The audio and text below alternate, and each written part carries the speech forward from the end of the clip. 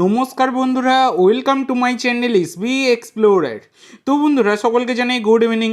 তো থাম্বনেলটা দেখেই বুঝতে পারছো টপিকটা কতটা ইন্টারেস্টিং হতে চলেছে। তো বেশি দেরি না করে ভিডিওটা শুরু করা যাক। তার আগে যারা চ্যানেলে প্রথমবার এসেছো অবশ্যই সকলে একটা করে সাবস্ক্রাইব করে দিও। তোমরা সাবস্ক্রাইব করে রাখলে পরবর্তী ভিডিও বানানোর মোটিভেশন অনেক বাড়ে। সেক্ষেত্রে অবশ্যই সকলে একটা করে সাবস্ক্রাইব করে দিও। তো বন্ধুরা, যে আপডেটটা তোমাদেরকে দেবো এই ভিডিওতে সেটা হচ্ছে রবসন রবিনো। এই নামটা তো তোমরা সকলেই জানো। সেই কথায় আছে না, নাম তো শোনাই হোগা।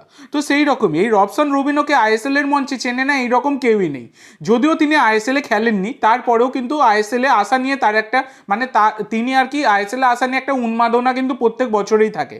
তো রবসন রবিনো 29 বছর বয়সী ব্রাজিলিয়ান লেফট উইঙ্গার, যার মার্কেট ভ্যালু 4.8 কোটি টাকা। তো এই সিজন শুরু হবার আগেই তিনি কিন্তু বাংলাদেশ প্রিমিয়ার লিগের ক্লাব বসুন্ধরা কিংস দল ছেড়ে দেন, যেখানে তিনি দীর্ঘদিন ধরে ফুটবল খেলছিলেন।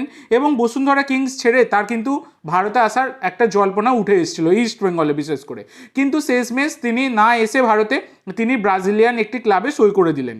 এই হচ্ছে ব্যাপার। তোমরা সকলেই জানো তিনি সই করে দিয়েছেন, আমি তোমাদেরকে ভিডিও বানিয়েও জানিয়ে দিয়েছিলাম। তবে ব্যাপারটা হচ্ছে এই রবসন রবিনো তাকে কিন্তু এবার নিতে চাইছে মোহনবাগান। তো মোহনবাগান কিন্তু এই ব্রাজিলিয়ানকে টার্গেট করেছে, যেরকমটা কিন্তু জানা যাচ্ছে। কিন্তু একটা বিষয় থাকছে, রবসন রবিনো যে কি সাংঘাতিক প্লেয়ার সে আমরা সকলেই জানি, দুর্দান্ত প্লেয়ার। কিন্তু ব্যাপারটা হচ্ছে রবসন রবিনো কিন্তু মেন পজিশন তার লেফট উইং। আর তোমরা যদি দেখো তাহলে লেফট উইংয়ে তো মোহনবাগানের লিস্টন কোলাসো রয়েছেন, আশিক কুরুনিয়ান রয়েছেন। এবার ব্যাপার হচ্ছে যদি এসিএল এর কথাই আমি ভাবি, তাহলে এসিএল এর মঞ্চের কথা ভাবলেও একমাত্র এসিএলেই কি শুধু তাহলে রবসন রবিনোকে খেলাবে নাকি? এইরকম তো হতেই পারে না। রবসন রবিনোকে নেওয়া মানে তিনি পুরো একদম আইএসএলেও খেলবেন, সব কিছুতেই খেলবেন।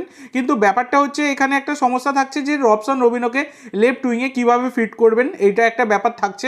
তো দেখা যাক, জাস্ট টার্গেট করেছে এরকম খবর বেরিয়ে এসছে। মলিনার হয়তো সামনের সিজনে মলিনাই কোচ থাকার চান্স সব থেকে বেশি, কারণ যিনি লিগ সিল দিচ্ছেন তাকে তো আর তাড়িয়ে দেবেন না। সেক্ষেত্রে রবসন রবিনোকে কিন্তু মোহনবাগান টার্গেট করেছে।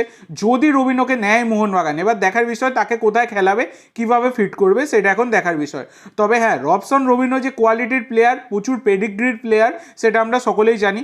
এবার দেখার বিষয়, দেখো এখনও অবধি তোমাদেরকে বলতে পারি বিভিন্ন জায়গা থেকেই খবরটা বের করা হয়েছে, সে কারণে আমি তোমাদের সাথে শেয়ার করলাম। এখনও অবধি কিন্তু কোনো রকম অফিসিয়াল অফার রবসন রবিনোর কাছে পৌঁছায়নি, এখনও রিউমার পর্যায়ে ধরে রাখতে পারো। এই বিষয়ে পরবর্তীকালে কোনো রকম ডেভেলপমেন্ট হলে আমি তোমাদের সাথে শেয়ার করব।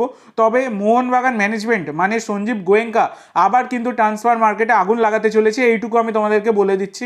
অনেক কিছু খবর আসছে, এক এক করে শেয়ার করব। এখন হুটোবাটি করতে গেলে হবে না, কারণ এখন মোহনবাগান চ্যাম্পিয়ন হচ্ছে।